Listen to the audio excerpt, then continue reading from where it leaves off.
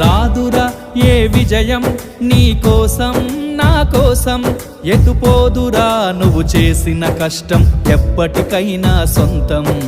కాలంతో పయనించేవాడికి కానిది ఏముంది, సాధనతోనే సాధ్యమవ్వునని సదాశయంతో సాగర ముందుకు. రాదురా ఏ విజయం నీ కోసం నా కోసం, ఎటుపోదురా నువ్వు చేసిన కష్టం ఎప్పటికైనా సొంతం.